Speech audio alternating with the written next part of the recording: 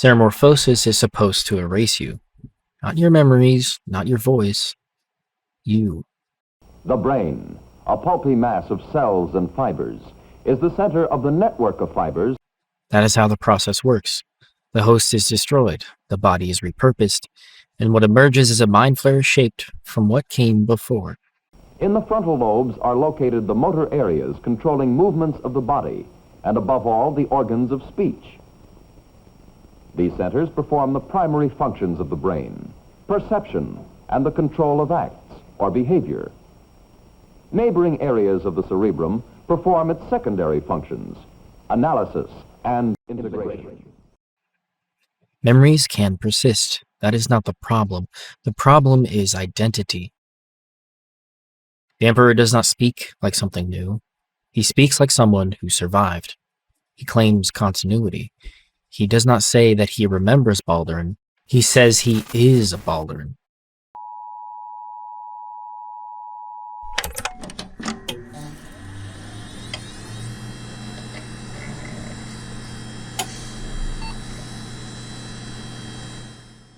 Thanks for shutting that off, Pippi. It's been looping since the last psionic surge, and the frequency is giving me a migraine. We know the gate is in a panic. We don't need the rhythmic reminder. Is the capture card hot? Good. Oh, okay. Let's get to it. When people talk about the mind flare, they usually start with the surface details. The tentacled face, the brain eating, maybe even the slime and the way they smell like vanilla and decay. These features are distinctive, but they are not explanatory.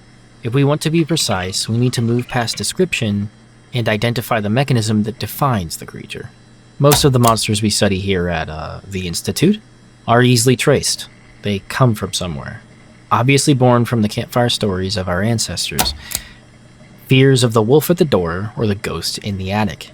They are human fears, shaped by human history. The mind flare is a bit different. It didn't crawl out of our folklore. It arrived, fully formed. A clinical intellectual nightmare that seems less like a myth and more like some sort of inevitability of evolution. If you want to find the starting point, you end up in 1975, specifically the Strategic Review, Issue 1. Gygax was looking for something new, something different, a mechanical foil. He needed something hostile to the very idea of a hero. The result was simple on paper, a humanoid creature with 4 tentacles used to strike its prey. But the inspiration is telling. Gygax later pointed to the cover of Brian Lumley's The Burrowers Beneath, a humanoid figure with an octopus-like head. From that image, the mind flare takes shape. Later authors leaned into that design and its themes. The mind flare sits comfortably alongside the cosmic horrors of Lovecraft's mythos, not only in appearance, but in perspective. An alien intelligence that does not hate you, does not fear you, barely acknowledges you. One that views humanity not as rivals, not even as prey, but as livestock. In cosmic horror, the terror is rarely the creature is monstrous. It's that you are insignificant. The mind flare inherits that same indifference. It studies, it experiments, it cultivates. Most fantasy monsters kill, some feed. The mind flare does something more. It uses and subsumes. The Illithid does not merely borrow from cosmic horror, it combines several different nightmares. The alien intelligence from the stars, the parasitic invader, the devourer of minds, an entire catalog of fears stitched together into one creature. At first glance, that seems to explain everything. Tentacles, brain-eating, psychic domination, the smell of brine and decay, but those details are symptoms, not the source of its lasting horror. The real terror lies in the biological process that defines its reproduction, a process with a deceptively clinical name: ceremorphosis.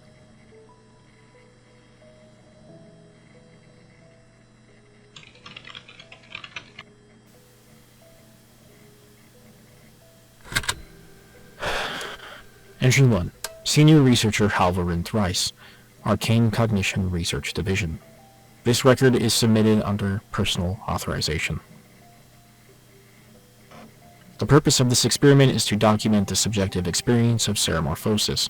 For the sake of clarity, ceremorphosis is the reproductive cycle of the Illithid.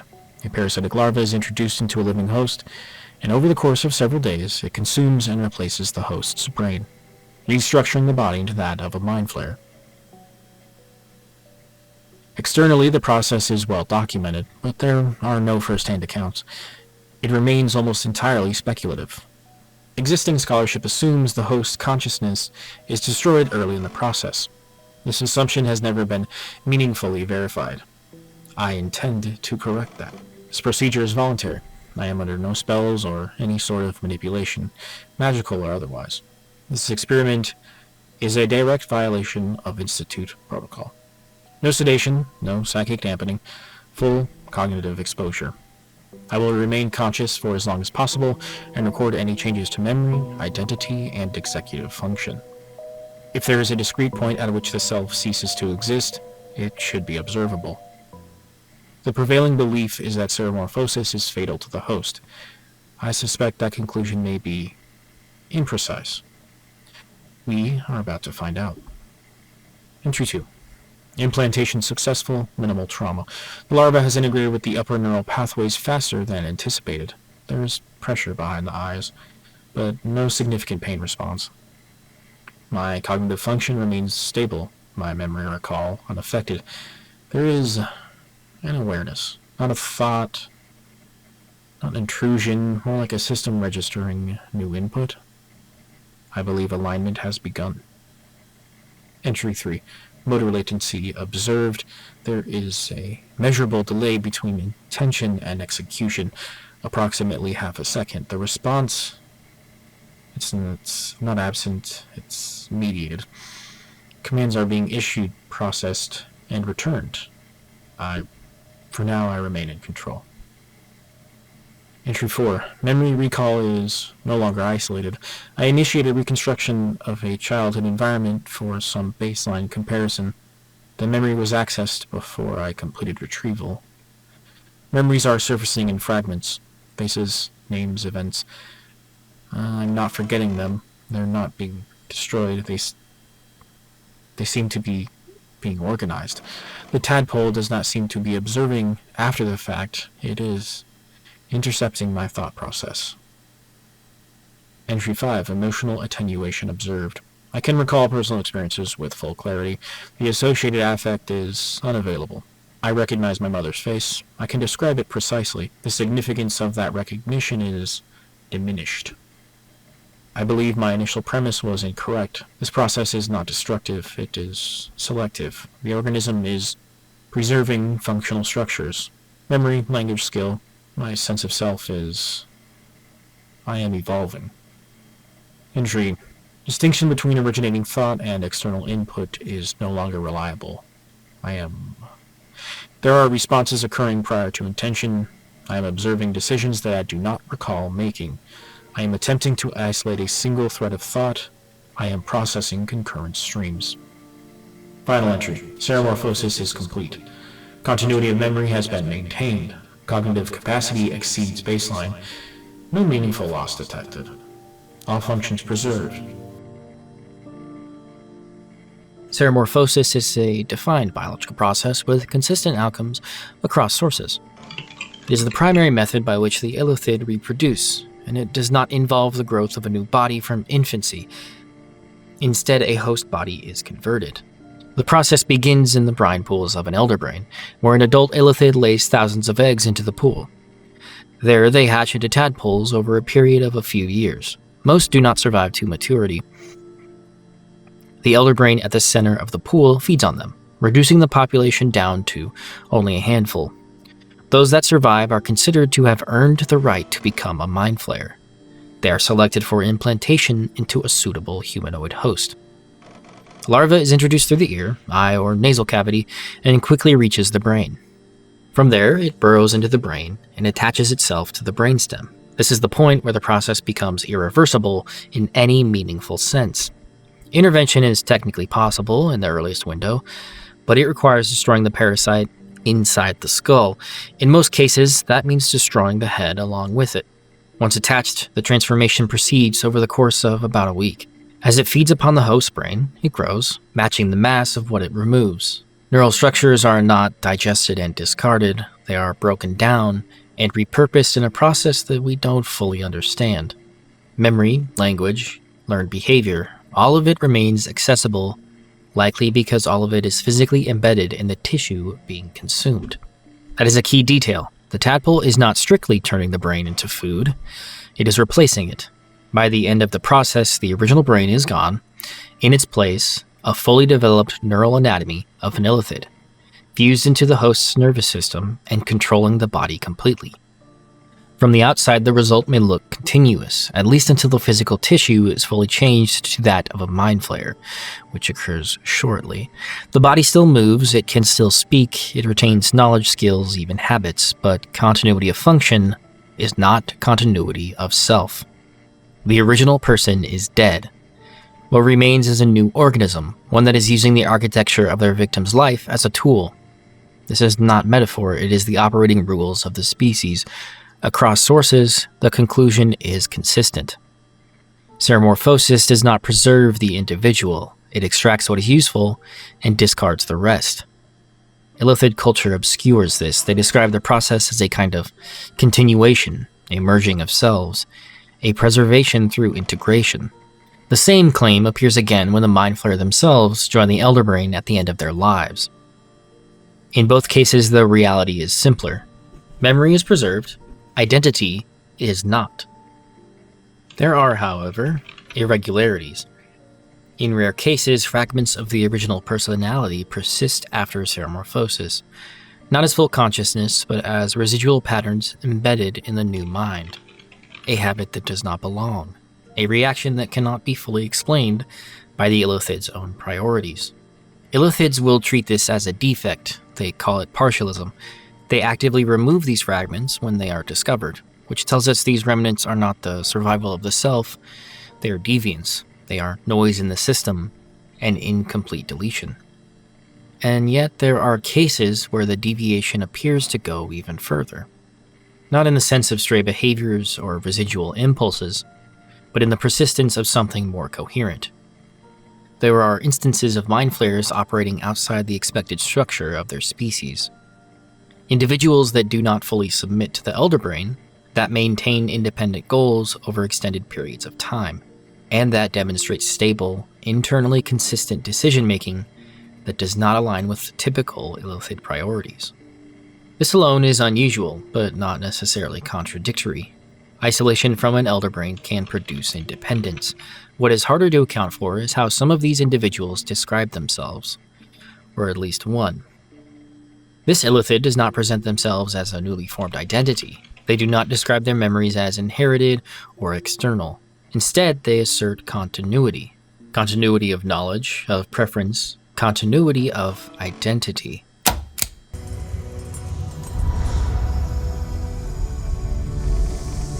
Balduran. They claim to be the same person who existed prior to ceremorphosis. Under the established mechanics of the process, that claim should not be possible. The host brain is destroyed, the original consciousness does not survive. At most, fragments remain, and those fragments are unstable, incomplete, and treated as defects. Within Illithid records, there are references to more extreme failures of the process, though they are not treated as reliable cases. They appear as warnings, or as internal myths, used to describe what happens when ceremorphosis does not fully resolve. These accounts are inconsistent and often dismissed, but their existence is notable.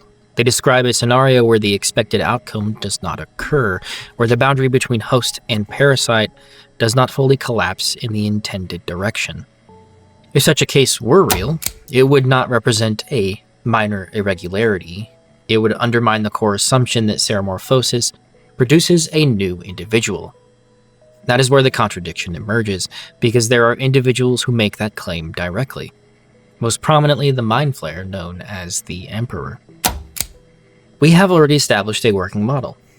Ceremorphosis replaces the host. The brain is consumed and reconstructed. Memory persists as a physical structure, but identity does not survive the process. What emerges is a new organism built from the material of the old. Under this model, continuity of self is not possible, and yet the Emperor claims it anyway. He does not describe himself as a successor or an inheritor. He does not say that he remembers Balduran. He speaks as though he is Balduran. Whether you believe him or not, whether his actions match his words, the question is not if he is convincing, the question is whether his claim is even compatible with the rules we have established. If we test the Emperor's claim of identity directly against the mechanics we have laid out, the initial results are unremarkable. It's almost certain that the Emperor retains memories of Balduran. This is expected. He demonstrates stable preferences and consistent behavior. This is also expected. A system constructed from a human mind will inherit its patterns, at least initially before those fragments might be purged. He even presents emotional continuity. My old home. Thank you for bringing me back.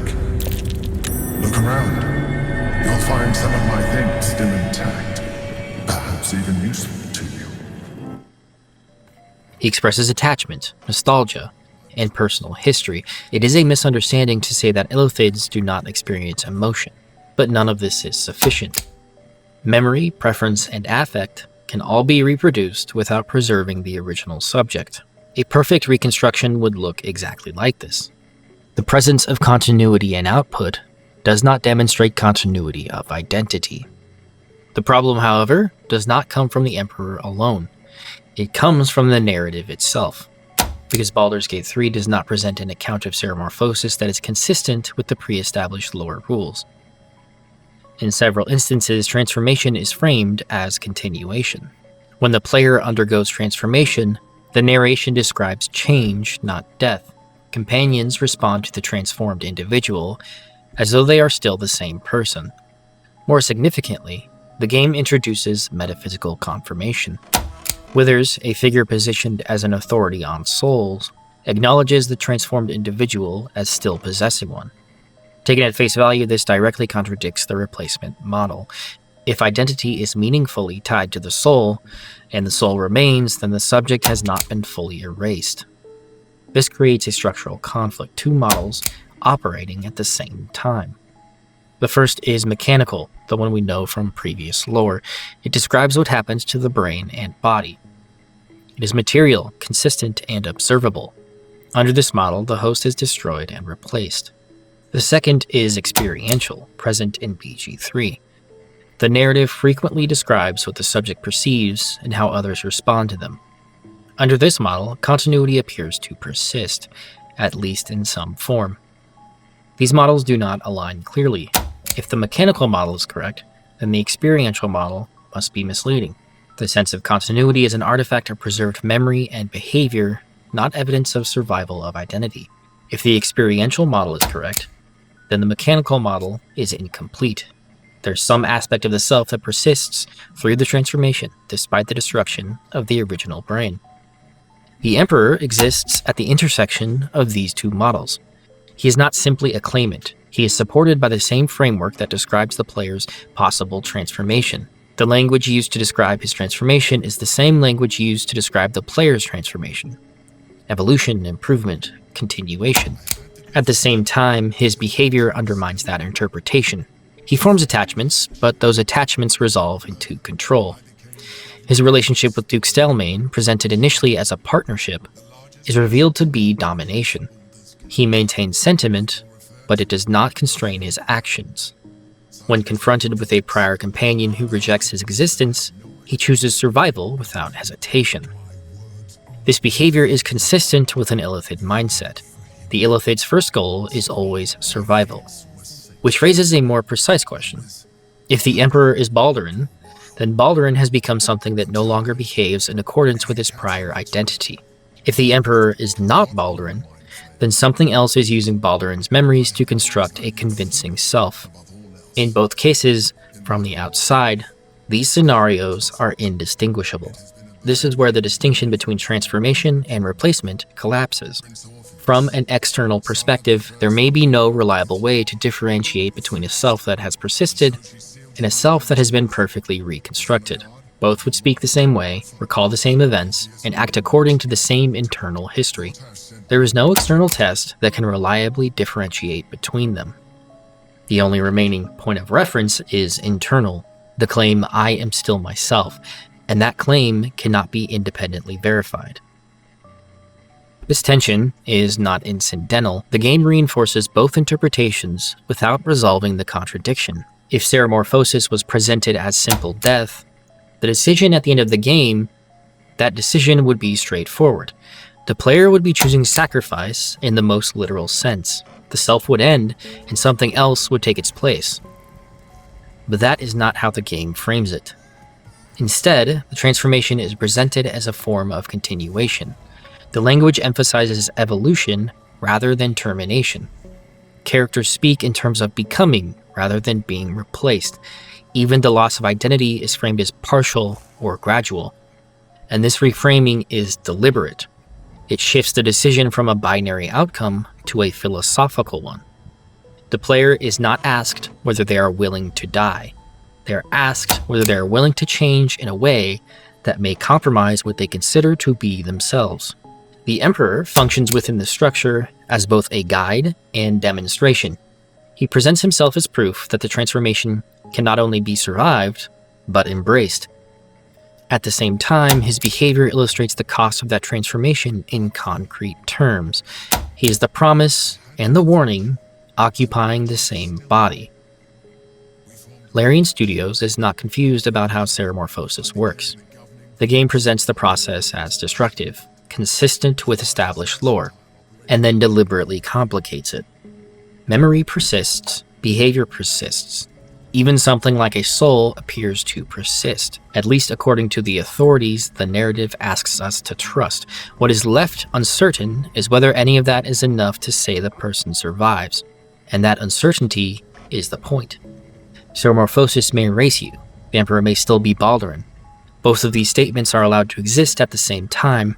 Because the game is not trying to resolve them, the game is setting up a more interesting decision. Will you become a monster? There are also ways that Larian's story doesn't break lore. One can accept the conceit that the special astral tadpole that the Emperor offers to the player is somehow special, that the magic it is infused with allows it to break the typical rules of ceramorphosis. But Balduran was implanted with a standard tadpole, meaning his partialism is explained by something else. In Illithid lore, there is a figure known as the Adversary. Unlike typical instances of partialism, which appear as fragmented and often incoherent remnants, the Adversary is described as a complete memory complexus capable of independent action. According to the myth, the entity emerges when something of the original mind survives ceramorphosis as a coherent personality. In rare cases, the story suggests, that personality can grow strong enough to override the Illithid entirely. The Adversary presents itself as a loyal member of Illithid society while secretly working against it from within. And there is no evidence that such a being has ever existed. The Adversary appears to function as a cautionary tale, a story told to young Illithids to illustrate the dangers of incomplete erasure and the instability of identity. Even as myth, the implication is telling. Illithids do not fear that the host survives in any meaningful way. They fear the possibility that something survives well enough to pass. That is what the Adversary represents, not the failure of ceramorphosis, but a different kind of success. A mind that retains continuity, asserts identity, and cannot be distinguished from what it claims to be. Whether or not the Emperor fits that description is not something the game resolves. The way the Emperor gives his story doesn't convince me that was the direction Larian was going, but the fact that the Illithids imagine such a possibility at all places him in a more unsettling light. Because if a perfect reconstruction is indistinguishable from survival, then the Adversary would not appear as an anomaly. It would appear as someone who insists they are still themselves. And this is where the philosophical decision, the narrative beat, the difficult decision that Larian wishes you to undertake, swings back to horror. Ceramorphosis may erase you. The Emperor may still be Balduran. Both are true, because the horror is not that you're gone. It's that no one, not even you, can tell the difference.